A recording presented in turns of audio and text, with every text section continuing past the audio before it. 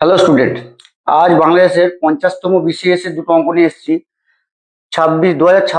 30শে জানুয়ারি 2026 যে preliminary test হয়েছিল বাংলাদেশের 50তম বিসিএস, তার দুটো অঙ্ক দেখো। প্রথম অঙ্ক বলছে, যদি a/b সমান সমান b/c সমান সমান 2/3 হয়, তবে a:c সমান কত? চারটে অপশন আছে: 2:3, 3:4, 4:9 এবং 9:4। তাহলে তোমার কি দেওয়া আছে? a/b সমান সমান b/c সমান সমান 2/3। তার মানে তুমি বলতেই পারো যে a/b মানেও 2/3, আবার b/c মানেও 2/3। তার মানে আমি বলতেই পারি এখান থেকে a:b মানেও 2:3, আবার b:c মানেও 2:3। এখন আমরা কি বার করবো? a:b:c সমান বার করবো।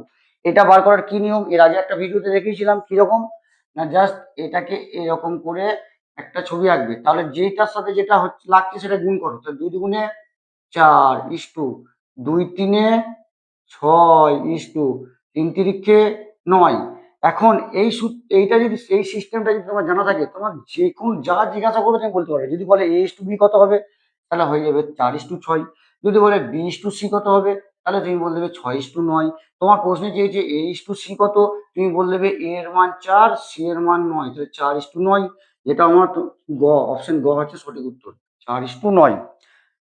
ভালো লাগলো আশা করছি। এর পরের অঙ্কটা দেখো। একটি সমবাহু ত্রিভুজের বাহুর দৈর্ঘ্য 4 মিটার হলে ও এর ক্ষেত্রফল কত হবে?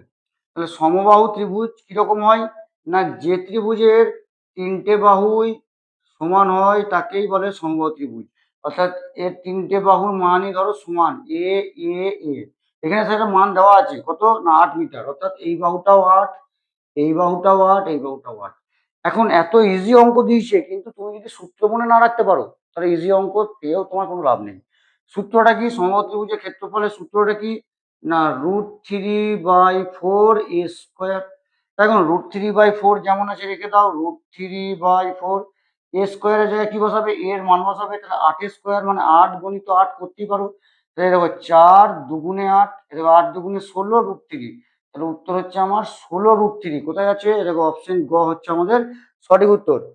অঙ্ক দুটো যদি খুব ভালো লেগে থাকে, তাহলে ভিডিওটা লাইক করে শেয়ার করে দিও বন্ধুদের মধ্যে।